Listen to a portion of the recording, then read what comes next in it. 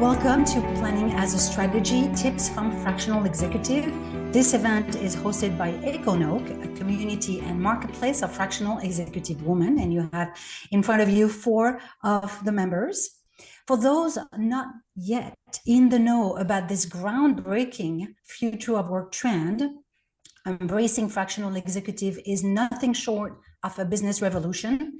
They are a game changer for businesses. You have now the ability to hire executives like marketing experts, revenue strategies, tech guru, or even HR wizards for just 1 to 3 days a week without spending a fortune.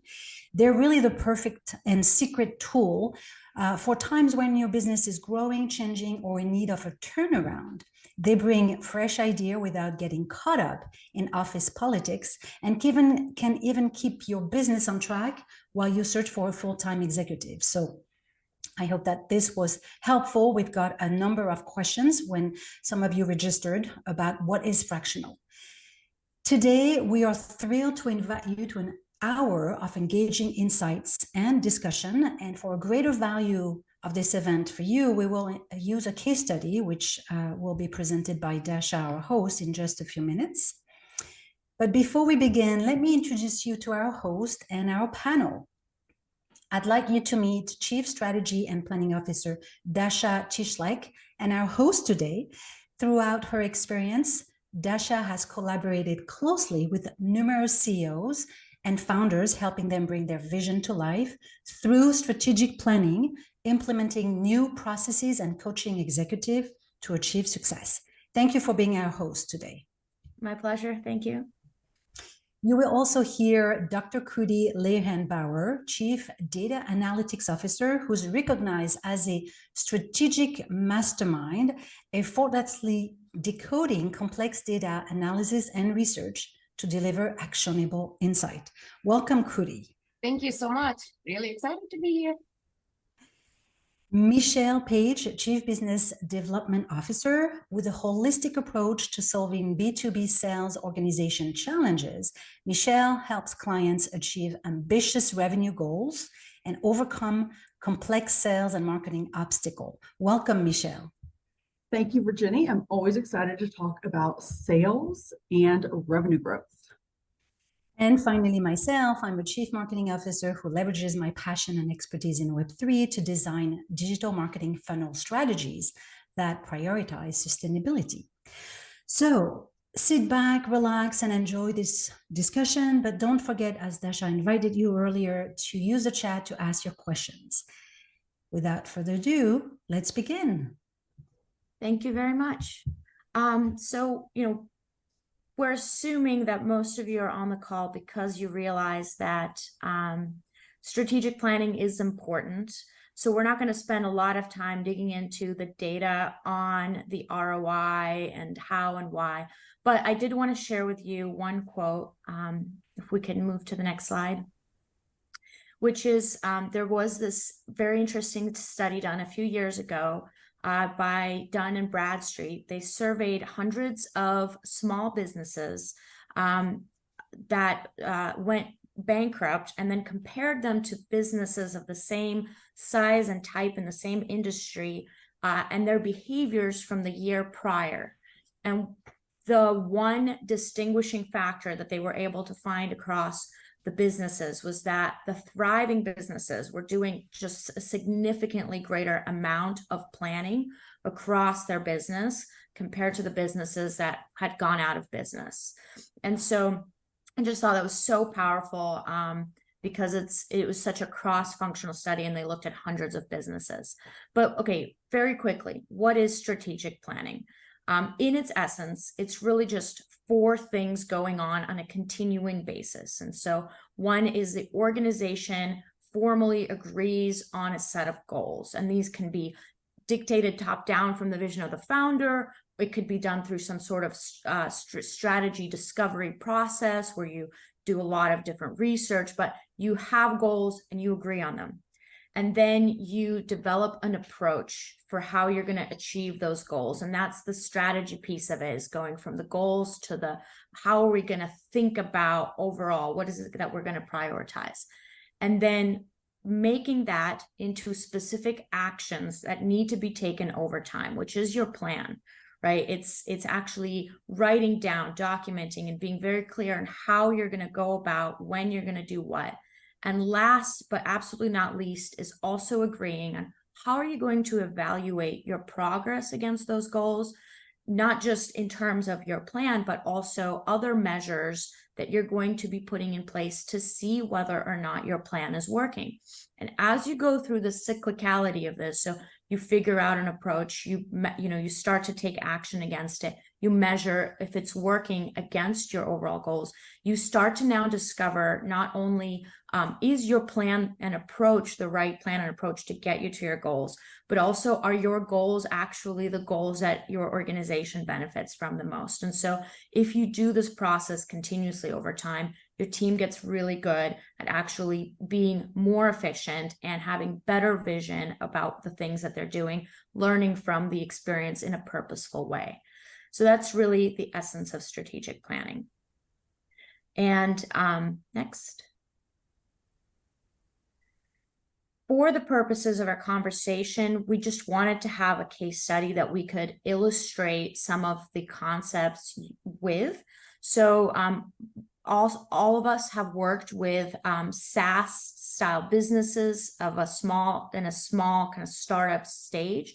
So we kind of made an aggregate type of business that's based on the kinds of businesses that all of us have experience with, which is a Gamma Technologies. It's a health tech SaaS technology that improves how patients have conversations with doctors and nurses in the hospital. But the profile is pretty simple. It's a young business, 2 years old, and has raised some funding. It has a CEO who's a co-founder, a CTO who's a co-founder, and a CFO. A very, very typical experience for a small company to have a team, just a very, very few executives. And it's a B2B business in healthcare. So they have some funding initially, and they're starting to produce revenue, $5 million. And now they have some goals. They need to triple their revenue in 3 years. They need to grow by 50% in the next year. And they want to leverage innovation to expand their market, since being innovative is in the heart of their company. So the problem we're going to be solving and illustrating is how do you craft a strategic organizational plan to optimize revenue in the short term, but also in the long term. But we'll be talking at kind of a broad level. We're not going to be getting into too many specifics, but using this to illustrate some of the concepts. So now let's talk about that first part, setting goals. And Michelle is going to take it away for us. Thank you, Dasha. So the key to successful planning is to start with the end in mind.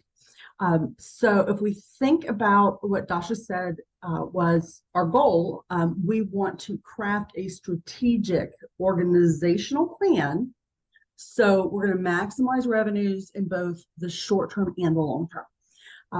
So the path to successful planning for an organization is really to cascade those goals for the organization all the way down through the organization and make sure that every functional area goal supports that overall organizational goal.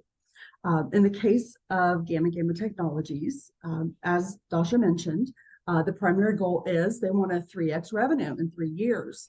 The ancillary goals that they want to do to achieve that is to 1.5x revenue in 1 year, and they're going to leverage that innovation to expand those markets. So how do we create those goals? So if we go to to how to plan those goals, we'll see that it starts with the SMART goal. Everybody's probably familiar with that term. It was first presented in 1981 as a better way to set and achieve management goals. The concept has kind of been questioned. Other people are looking at it as maybe a little bit too inflexible. Maybe it's not challenging enough.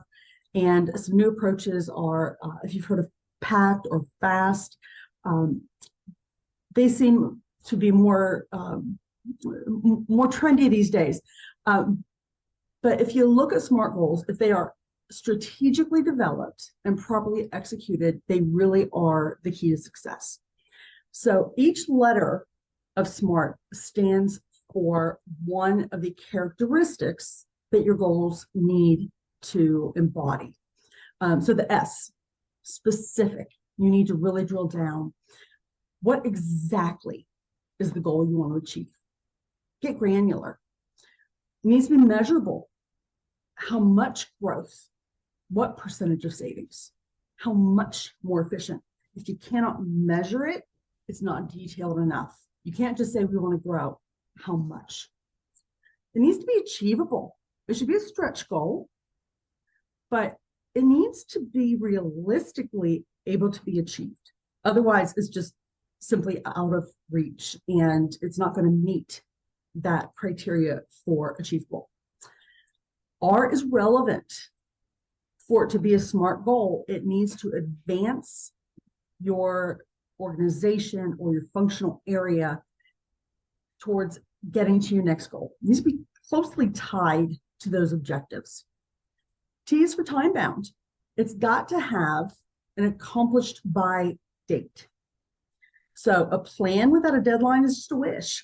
It's not really a plan. So it's got to have that time bound factor. So if we can look at the next slide, we will look at, it's not just top-down planning, it's also got to be across the organization. So when you're doing that planning, the organization has typically 1 to 3 goals. We talked about gamma technology. Dasha mentioned those 3 goals. You really don't want to go any thinner than, you don't want to spread yourself any thinner than that because you really want to focus on what's most important. Each functional area, whether it has a leader or not, there are various functional areas in every single organization. Even if you are the founder and you're doing it all, you have finance responsibilities, you have technology responsibilities, you have sales and marketing responsibilities. Those are all functional areas. Each functional area should have 1 to 3 supporting goals that's going to advance you towards that organizational goal. Should you have more individuals in your organization, like I suspect a lot of you do, leverage those internal resources for those cross-functional departments so that you can get there faster. Communication is the key here. You want to remain in sync with each other. You want to have those established cross-functional communications, the cadence of meetings. Why is that important? Well, if you add communication and collaboration, you're going to have a healthy organization and one that achieves more. Okay, if we can move on. Okay, so let me bring this to life for you. This is what a goal cascade looks like. Top-down planning. If you look at the mission and vision to help craft those organizational goals, Virginie's going to talk to you a little bit about the mission and vision for gamma technologies in just a minute, but I'm going to kind of foreshadow that for you. They put patients first. It is healthcare. They strive for innovation, and sustainability is also very important to them. The 3 organizational goals that they've established are strategic in nature. Each functional area to support that organizational goal should have 2 to 4 strategic goals. Now, I've only listed 3 functional areas here for the sake of visual simplicity. I put finance, sales, and technology. Those are pretty relatable. So if we look at sales, so we've highlighted that into a little bit darker color. 2 strategic examples for this particular case study. They want to enter new markets. We're going to, for example, say new products and services. That would be something innovative. They also want to move up market and go after larger prospects. So to take that a step further, you take those strategic goals for the functional area, and you're going to add 3 to 5 tactical goals. How are you going to achieve that strategic goal?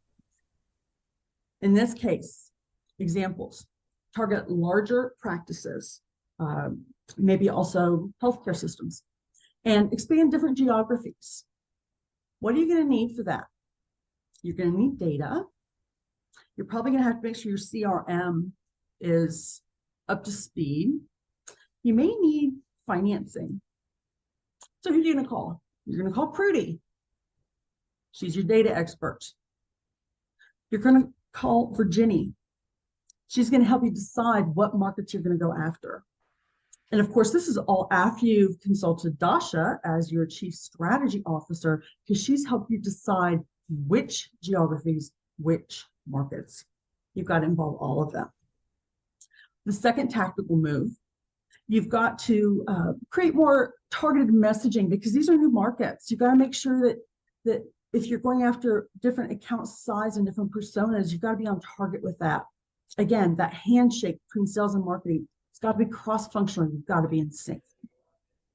And third, you want to realign the sales team so that you can base that on skill sets, on account size, and make sure you can maximize your productivity and results. Again, you need data. Kruti, you're on deck again. You probably need to involve HR. And you are also going to want, again, strategy, marketing, technology. You're going to have to cut the data, slice it, dice it, set up the CRM. So, of course, we can't forget about ops. They've got to be involved. So this is why you need cross-functional. This is why you need to drill down. This is why you need SMART goals. Okay. Now, I mentioned that Virginie's going to get involved in quite a bit, but let's start off talking about the mission and vision and how that drives all of this. Thanks, Michelle, for this Absolutely. sales perspective. If you go to the next slide. Yes, as a fractional CMO, so my take is slightly different. I often come into organization and teams who already have a clear view of what they want to achieve, a little bit like in this case study. They know the revenue goals, maybe the market penetration. And before I'm able to drive success with marketing strategies and campaigns, we have to do a deep dive on the underlying or unconscious bias and limits that would prevent success. So I do that by using a 3-question approach. What is your brand value? What are your brand values? What is your brand story? And who is your audience? Before we look at what it means for Gamma Gamma Technology Company, our case study, I want to add some context. So brand value, what values does your brand uphold? What principles does your brand and team stand by? To me, tactic and prioritization are shaped by our brand values. And as an example, we all know Patagonia, the brand. Well, their values are on environmental sustainability and ethical business practices. That's why the company places such a strong emphasis on corporate social responsibility and also works to promote environmental awareness and activism. So their brand values influence, if not dictate, their planning strategy. It's almost like a bridge between what you truly care about and what you manufacture. The brand story, what is your brand story?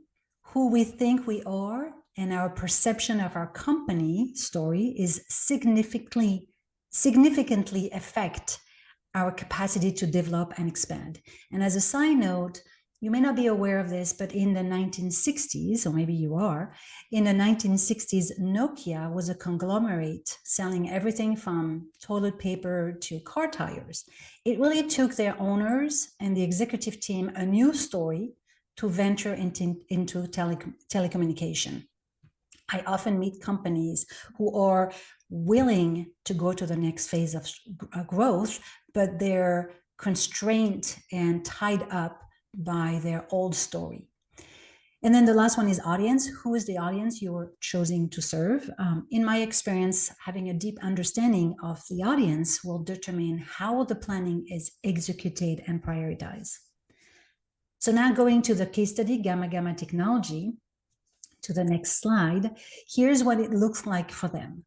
Brand value. Yes, Michelle mentioned that their brand value is patient first, innovation, and sustainability. Now, the backstory, in order for the brand value to be so crisp and clear, there's a backstory that it's part of the work that I would have done. which is that their founders deeply care about the environment and they're very mindful of all the energy usage in the tech industry. So they had decided to use a green energy data center and create, which is very interesting, energy saving features in their code from the beginning. So this is going to impact their go-to-market strategy. The second is the brand story. Their focus is on tech above all else. Of course, the founding team are serial entrepreneurs, engineers, passionate about technology. So they know their strength. They excel at rapid innovation, creative thinking. They're even open to taking risk, which is great and will help us determine how to prioritize some of those tactic and campaign. But they have to be mindful of their own shortcoming. They're so focused on tech that they will be disconnected from people and from their patient.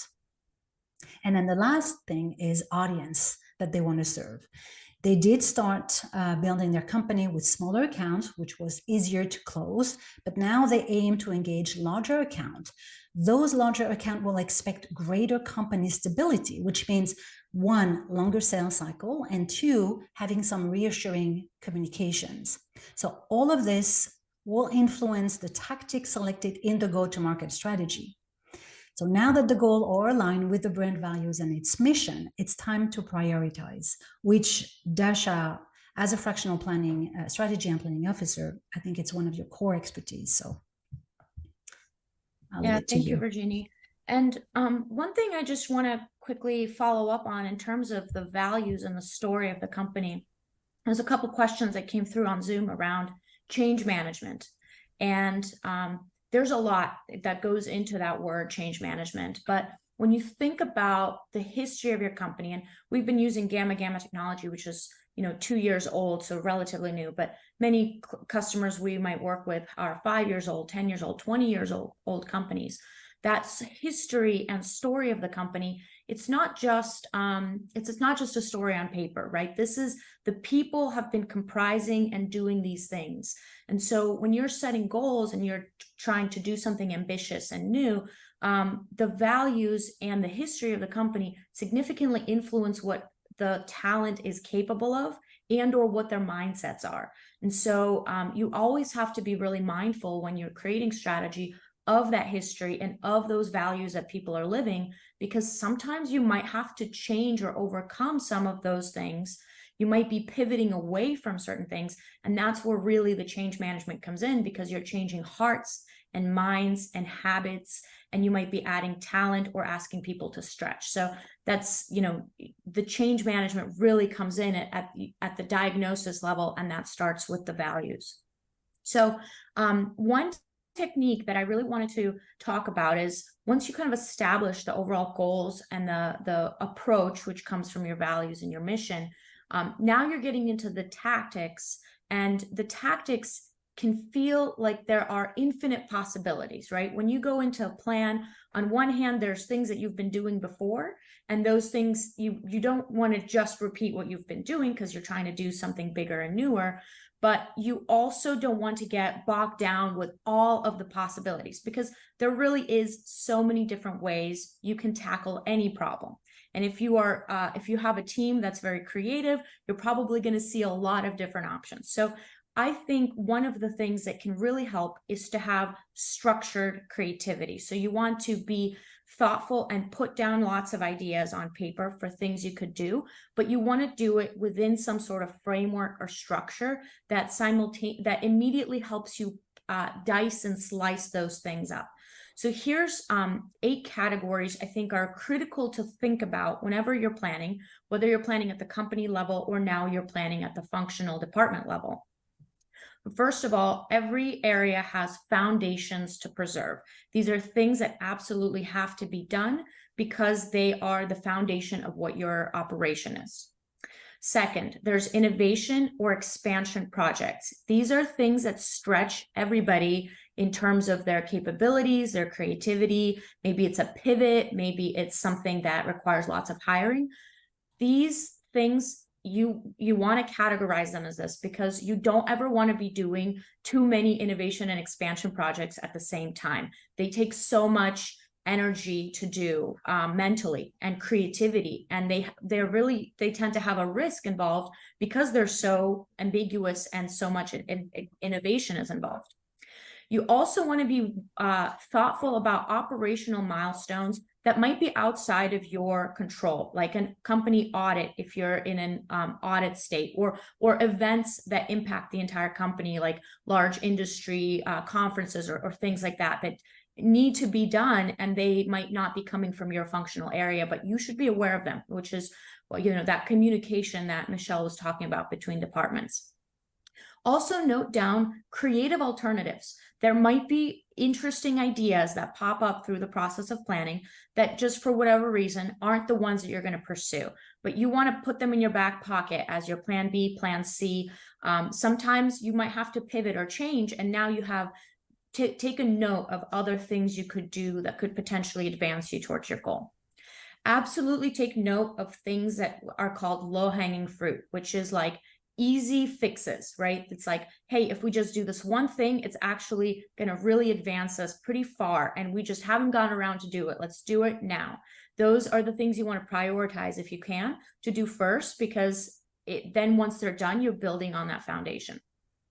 Also take note of things you can do to systematize and automate. So whenever you're building a company, if you can make certain things more either there's a process that you document that makes things easier, or you can put in a system that automates. You're now going to be freeing up, once you do that, you're freeing up time for yourself or your team to go and spend more time on innovation and expansion. So you want to make sure those things are categorized so that they're sprinkled throughout to help you build that scalability in your team. Team values, attitudes, and also add in their skills, basically talent-related projects. If you are growing a company, you have to be growing your talent.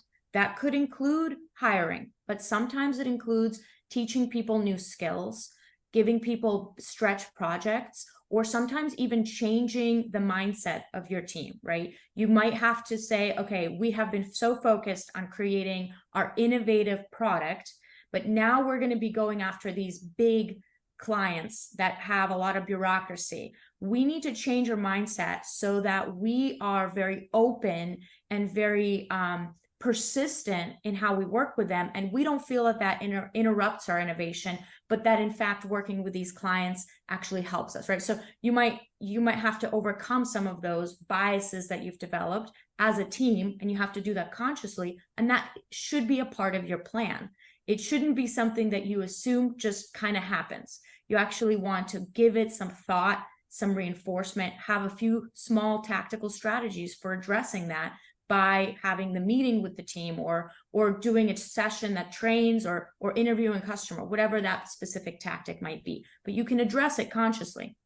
And then you do want to take note of things that you're not going to do, things that are low ROI, high risk, not a priority. And if you're already doing some of those things, which sometimes happens, sometimes your team is working on something that as you develop a strategy, you realize is probably not the most important project.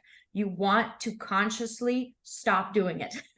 You want to put things in the bucket of, we are not, for sure, we're not doing this right now because we don't have the time, or it's too risky, or we don't have the money or whatever to do it, and we're not going to spend our attention on it. So not doing things is just as important as doing things when you're creating a strategy, because it's all about prioritization and being very conscious.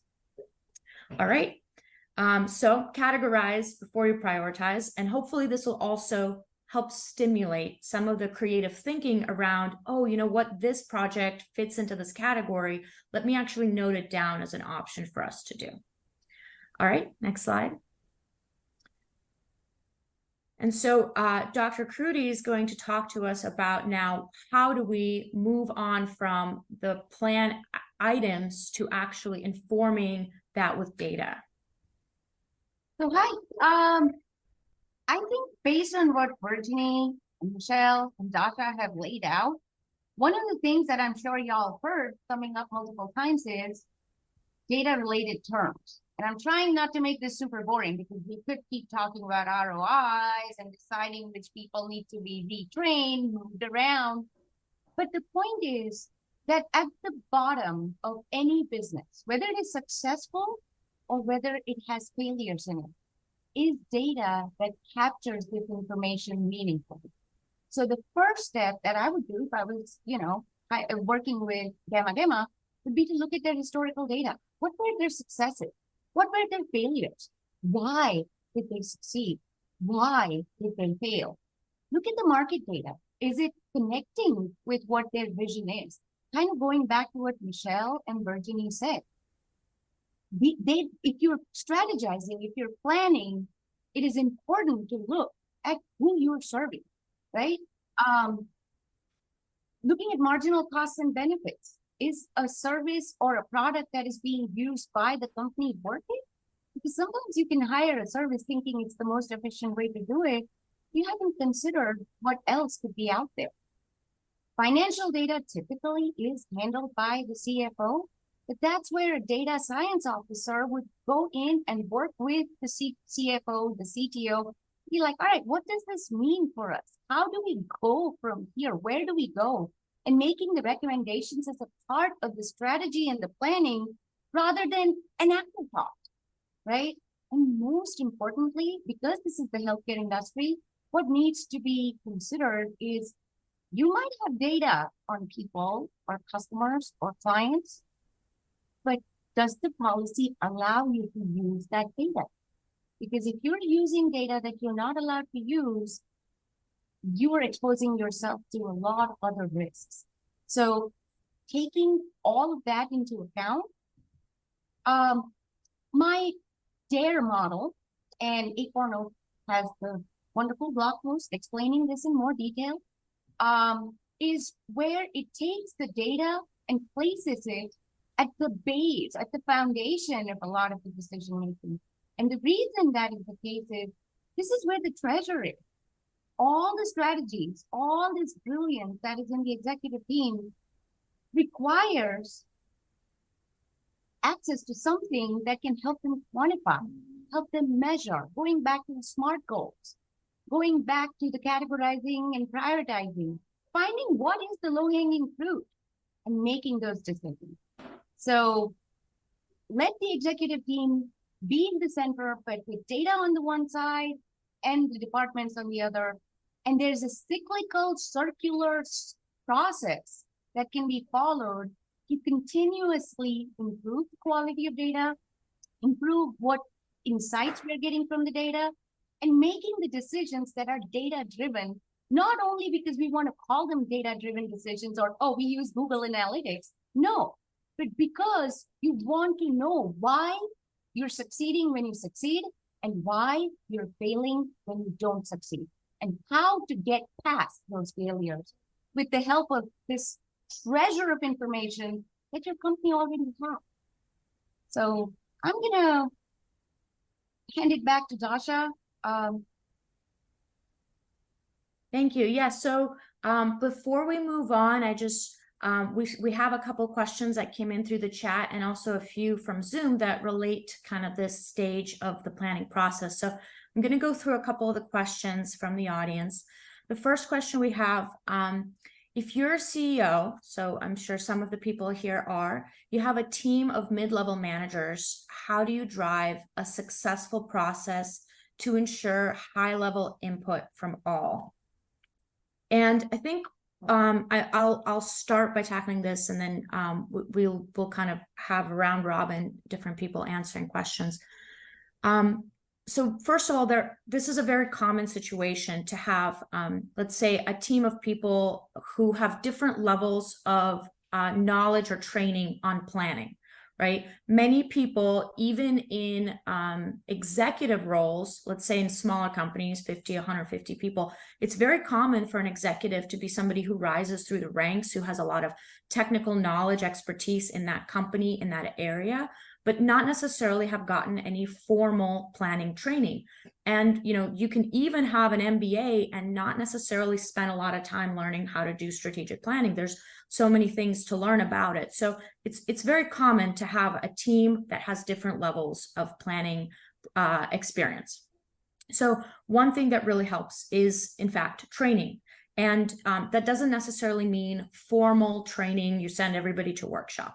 That could mean you start by making quarterly plans and you have everybody show you what they're doing and you coach them. If you're a CEO who knows how to plan, or you bring in a coach to, or somebody on your team maybe is a program manager, really good at planning, right? You have them work with with the managers that need a little bit of help and need a little bit of practice through a couple of reps of quarterly planning, right? Before you move on to doing like a full annual type of plan or a multi-year plan, you do the reps in smaller pieces until you feel that there's a baseline of quality that's achieved across the team and how they plan.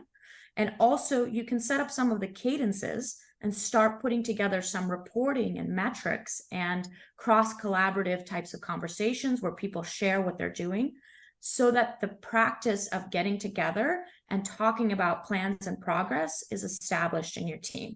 As your managers start to come into this, you are now creating a habit. You're also up-leveling everybody's skill. And you're starting to do some of that change management for, this is how we're going to work together now. We're going to do things a little differently. This is what's expected. And then once you start seeing kind of a consistency and a vibe emerge from that, now you're ready for that next level of planning. And you're going to be able to see that people are starting to contribute better ideas. They're starting to know how to participate. Some people might be a little bit and you have to coach people, because it's not something that just comes right away, right? So if you see somebody's really good at planning, have them work with a person who's less good. If you see somebody has really good ideas, have them work with somebody else. If you see somebody is good at using data, have them work with a person who's maybe not relying on data, so that the exchange of skills is purposefully driven in your team. Anybody else want to contribute to that one? Yeah, I'd like to underscore some of the things that you mentioned, but also give just a slightly different perspective. Yes, it starts with training and coaching, and of course, the cornerstone of everything, communication. But I want to take a slightly different approach as an executive, especially if you're a founder of the company. It really is your responsibility to bring up the skill set of every other member of your team, whether there's 3 people on your team or 300 on your team. For the success of your organization, you need to have successful people. You need to have trained people. You have to have educated people. So bring those skill sets throughout your organization. I talked about top down and cross-functional. This is the same type of thing. If you don't have the skills for planning, you need to get them. You then need to coach and train your next level managers. They need to coach and train their next level and communicate all the way. As Dasha said, it needs to be part of your culture. If it's not currently, as Dasha said, it needs to become part. Everybody needs to get used to it. It is part of change management. It's got to be ingrained in your company that planning is a way of life. And it will take some time, but it's going to lead to your success, your company's success, your team's success. And it's going to bring engagement and commitment. The next question we have is, how does this process work when a fractional executive is in your company? How does a fractional executive participate? So Virginie, if you'd like to take that on. Kruti, do you want to start? I'm just going to say that the beauty of the fractional is that they are an objective outsider to your company. They didn't found your company. They weren't a part of the initial team. But that means that they can objectively look at the information that is provided to you, ask you the right questions that have not been asked before, because it's an outsider at the end of the day. But the beauty of fractionals lies in the fact that once they get these answers, they are just as vested in the success of the company as you are, while maintaining this ability to take a step back without getting personally involved, like Michelle and Dasha said at the beginning. A fractional allows a lot of outside skills to be brought to the table as a part of the strategy, as a part of the planning, as a part of putting the future together, improving the processes, improving communications, whatever the fractional has been hired for, and then handing you all that beauty in a package when they're not required there anymore. You know, I mean, as a fractional myself, that is the best part about being a fractional. It's like, I fixed your problem, but now I'm out of here. I'll see you for lunch or dinner one of these days, right? So I think that fractionals allow for a very cost-effective measure and a very objective measure to make strategic decisions and changes when a company is pursuing higher growth. So, Virginie, what do you think? And I would say kind of the same thing. I mean, Dasha, you mentioned exchange of skills. And I think that's when, as a fractional, I've been called just to do not so much as a chief marketing officer marketing, but really to hand the annual wide planning strategy with marketing and sales. So because I was exterior of the company, the stake, I was not trying to keep my job, my career, but I was really here with a very honest perspective. And if the team is already too busy doing what they need to do, having someone to come just to manage this strategy and planning session, I think is a wonderful opportunity. Yeah, great. And then another question that just came in, it's kind of similar to the first one, but how do you handle situations where companies, particular people on leadership team, don't want to spend time on strategic planning, and or they have a they think they have a plan but not to this degree. And I'll speak from personal experience.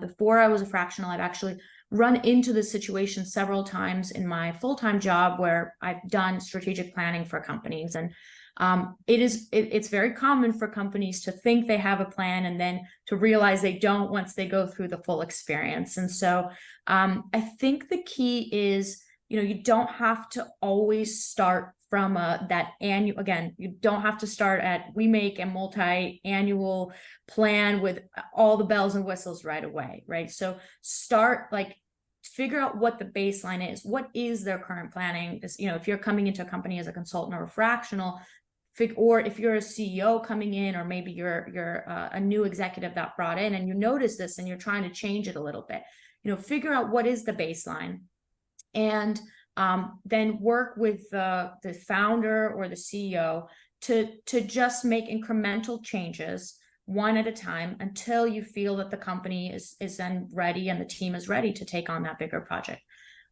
Doing strategic planning, it is very energy. It requires a lot of effort from everybody, and it not only requires time, but it does require new ways of thinking, new skills and practices, and it also, you have to be constantly refocusing on it. So there's an energy expenditure aspect. You're usually changing something about the company, and so there is an energy investment into that, an emotional investment, you might even say, that happens. And so you should not expect that you just come in, bam, everything is an annual. To get to a point where your company can do a really great annual plan, everybody needs to get trained up to be ready. And so small steps are great steps, but if the company does feel ready, and there's nobody to really take a hold of that or wrangle it, this is kind of where my role comes in. So I come in and I help figure out that baseline and figure out what skills everybody needs and get the team to go through the process, whether it's incremental or one huge leap. I will say there is one little thing I've done in companies that really helps the team understand whether or not they really have a strategy and plan, and which is a very simple exercise, but I take the team and give everybody some sticky notes and say, write down what you think the top 3 goals of the company are. And what do you think the top 3 risks the company is facing are? And what do you think the top 3 opportunities are for the company to go after? And what you find is, if the company's been going through a strategic process, you'll find the answers are basically aligned. If the company is not actually in a good place in terms of strategy, everybody's going to have their own idea of goals. The CEO is going to be thinking differently from the CTO, and everybody's going to be looking at things from their own perspectives of their functional area. You'll see a lot of that. And then also you'll see that people don't have the same language around it. So somebody will be saying, oh, these are opportunities. Somebody else will be seeing things as risks. And other people will be seeing things as goals that are opportunities, but aren't actually the company's goals. They're just new, shiny things. So doing that exercise can really help a team see, oh, wow, we really don't have this well articulated even to ourselves. We're obviously all rowing in a sort of similar direction, but really not exactly in the same direction. We might need to become a little bit more purposeful about this. So I actually have a tip for how to get your leader to start thinking strategically rather than just tactically or small picture. And this is what I do when a potential client speaks to me about a problem that they need to fix, but they really haven't gotten to the core of it. A lot of times I'll be called to coach a sales team because a founder thinks that they need more sales. Absolutely. Been coaching for years and years. So I'll speak to them and I'll say, okay, well, tell me about this. How is this working for you? Oh, wow. Never thought about that. Okay. Well, tell me what data source you're using. Oh, well, it's not really good. Well, tell me about your CRM. How are you tracking this information? Well, we don't really have one. Well, what about your marketing? Tell me about your marketing. They realize it's not coaching they need. It's a bigger picture. So when your leader is kind of reluctant to think big picture and think strategy and make those strategic goals, delicately, subtly, politely, start asking those questions. Kind of prompt them that way. See if that helps them look at the bigger picture, the question behind the question. That might get them thinking along the same lines as you.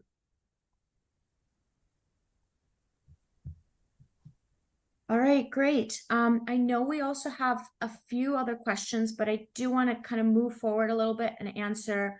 And then also, if anybody does ask a question that we don't answer here, we'll follow up over email with specific answers to all the rest of the questions. So we'll make sure everything gets answered, even if it's not in the session. So, but You're muted, Dasha. I've been muted this whole time. No, just now. Oh, just now, accidentally. So let's move on to the next part of our presentation, which is going to be about what do you do after you have your plan. So let's say you have a plan and now you're in execution mode. You might be wondering, first of all, how do you approach the iterative type of planning discipline, which is called agile, or the waterfall type of planning where things are a little bit more structured? Because you hear a lot of different great terms and best practices and why you should be agile versus why you should be waterfall. These things do make a little bit of a difference as you go through and execute, because it actually influences how you report and how you adapt your plan over time. So just want to kind of address that, especially I know we have some CTOs who probably are more used to the agile planning methodology. So the big difference between agile and waterfall, for anybody who doesn't have the background, is agile is highly iterative. You make a minimum viable product, you show it. You take a next iteration, you show it to the customer, and you do things in this sort of constantly looping fashion. Versus waterfall methodology means you plan out most of the project right away, and there's very little ambiguity or changes following afterwards. And both of these are very important in the overall company planning. So agile is particularly valuable for things that involve early product development, things where there is a data involved and dashboards and a user interface, and there's an interpretation of the results involved. Whenever you're rolling out processes or software to the company, you have a change management aspect that you're also managing at the same time, and you're trying to learn what's going to work best for the company. So being iterative, doing a pilot, doing changes after a pilot, that's a great way to approach that. And anything that impacts the customer experience, very important to be careful and slow and to take feedback back from that. So if you're going to change some of your marketing, if you're going to change your customer service processes, those things can be done in small bits and pieces, get the feedback, then do the rest of the plan once you figure out if it's going to work or not. Now, for waterfall methodologies, there are certain things that just don't work in that kind of iterative way. If you're building out your building, you're relocating, or you're hiring talent, you don't, move half of your company, then move it back to the old building. That wouldn't make sense. And then for hiring and talent, for the most part, you want to actually commit, right? You don't want to be like hiring, firing. So unless, of course, you have small projects or things, in which case you might want to do, consulting, or maybe you want a fractional to try out a new role. But for most hiring, it's going to be like, we're going to stepwise through it. Hardware and manufacturing, there is more of an agile approach possible nowadays with things like 3D printing, but it's really, it is more of a waterfall methodology. And anything that's large scale project with very clearly set requirements is going to use the waterfall. Now, overall, you still want to be thinking of your annual strategic planning as having kind of an adaptable, evolving aspect to it. You don't want to just feel like you've committed overall to everything and now you can't change. You want to feel that you can change, that you can set a strategy and then realize, okay, this is not what we thought this would be producing. This is where the data really is important and comes in, because the whole overall purpose of the strategy isn't just to get to the goals faster, of course, but to learn along the way as much as you can, so that that learning can get compounded and you don't just do it well once, but now you will have built a practice of being purposeful, fast, and constantly learning. You're basically creating a learning organization by using strategic planning. So that's kind of on the implementation.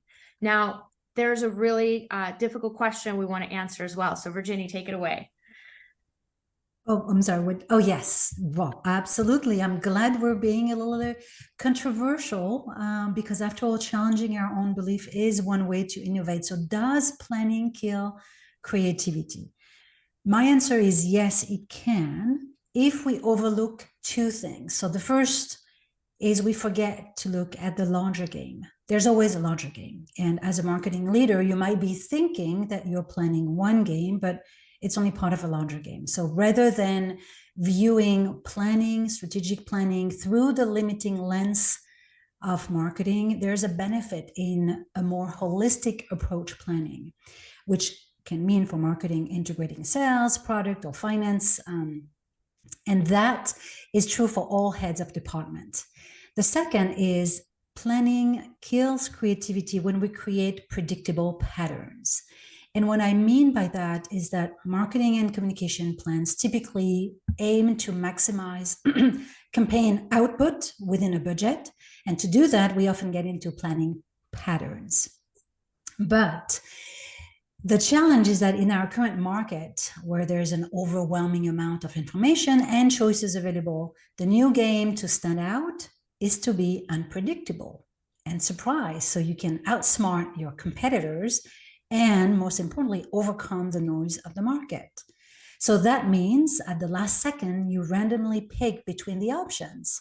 So your competitors can't predict what you'll do. You mix things up.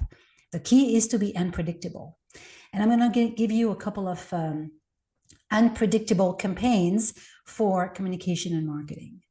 So the first one is flash sales or mystery offers.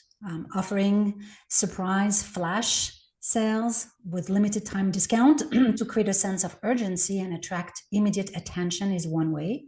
The mystery offers will tease customers where the exact deal is revealed only upon clicking on or engaging with the marketing materials. Another unpredictable campaign can be what I call random act of kindness. you unexpectedly gifting loyal customers with personalized surprises, and that will create a positive emotion connection. And then maybe one last, which is to me fascinating, it's limited edition collaboration. So that means you partner with unexpected influencers or brand for limited edition collaborations that will capture the customer's attention. So to determine which approach is suitable for your brand, you have to remember that the most successful brand design their experience around the customer's pattern of engagement with their company. And that's really one of the focus to keep in mind when you do strategic planning and consider marketing and communication plans. So that's my take on, does planning kills creativity? Perfect. Thank you, Virginie. We have a couple more questions. I know we're right at the hour, so I know a lot of people will probably be dropping off, but we'll stick around to just finish up if there's any questions. There is one that just came in, and the question is, if a company is a startup and they just have two founders, like a CEO, a COO, how does our firm AcornOak engage with them, and how does a company like that work with a fractional, particularly on things related to marketing and or sales? Virginie, would you like to start, or shall I? Sure. And I was going to say, maybe we can show the last slide, which has all our contact information. AcornOak is a community and marketplace of fractional executive women. So when you need a fractional executive, you connect with us. We'll match, after having a short conversation, 2 to 3 profiles that best fit what your organization is looking for, not just from a skill standpoint, but also from a personality.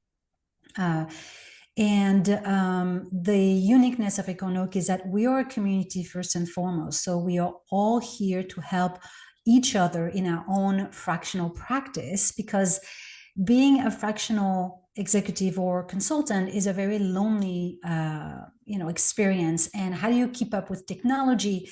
The fact that we are all surrounded by other excellent peers, it means that we have access to framework, we share best practices, we help each other, we can pick our brain, and that allows us to deliver excellence in our work. And I can only tell you that not all fractional are created equals. There are some excellent ones, and there's others. So if I can add on to that, I don't speak for all fractionals, but I will speak for myself and many of the ones that I've spoken with. We do understand that no business is the mirror image of another, and needs are different, budgets are different, timelines are different. Many of us can adapt what we offer and how we offer it to a particular business's needs. So if you have a need that you think is too small or not the right fit, don't let that stop you from contacting a fractional. There's resources that you need, and there's expertise that you can get. Many of us will customize something that fits your appropriate needs.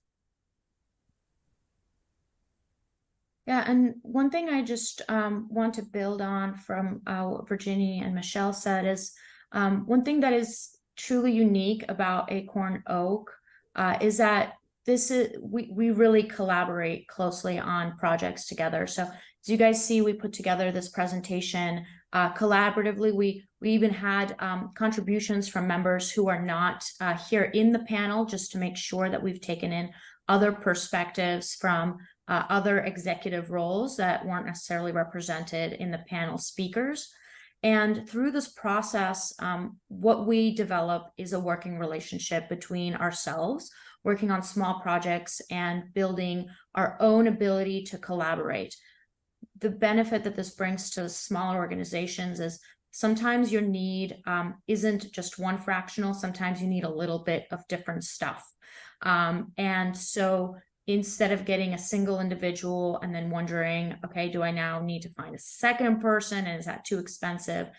What you have within AcornOak is a group of people that will be able to draw on each other and or even create a customized package of 2 fractionals if you need it. If you need a lot on data and marketing, you might be able to have Kruti and Virginie together share different pieces of the work. And because we work together collaboratively outside of the client work, but for the benefit of our community, AcornOak, we already have that synergy and working relationships built to ensure that when we come in to help a company, we ourselves are able to present a team effort that's goes beyond 2 different people coming in and having to jive.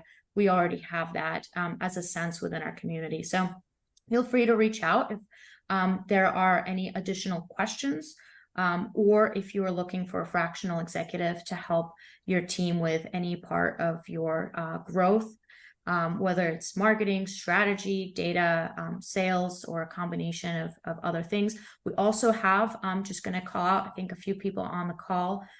We have a chief talent and chief HR officers as a part of our team. So if you are looking for that kind of help, we have chief operational officers. We also have a CTO. So there's a variety of expertise within AcornOak community that's represented. I also see one of our chief creative officers on the call. And we'll most likely write a blog post as well as share this video on our YouTube channel. We'll have snippet with, the key extraction of maybe nuggets, as there was a lot of good content, a lot of good ideas shared. And I think there's other questions that we haven't had the time to answer, but we will make sure that we answer those questions within the blog post or even directly to the people who've asked. So I really want to thank... Sure, go ahead, Kruti. Before we leave, I've been thinking about this whole time that we were talking, right? And what I realized is that when times are good, our personalities as individuals or as companies come out. When times are bad is when the character of ourselves or our companies comes out. Strategic planning helps a company build that character, so that even during lean or high time, they're covered. So I just wanted to leave all of us with that thought, because that's what we do. Exactly. So strategic planning builds resilience in brand and makes them stronger and more sustainable. So thank you for that last nugget of wisdom. I want to thank Dasha for the time for being our host and doing such a wonderful job, bringing various voices and perspective on a topic that is not easy to discuss and share content. And thank you so much, Michelle and Kruti, for sharing your expertise and your point of view. I think that was really well done. So thank you for everyone to attend. Again, we'll share the video and write a blog post. Follow us we are on most social media channel, YouTube, Twitter, LinkedIn, Facebook, even Instagram. And we look forward in other opportunities to connect with you and share some of our experiences and expertise.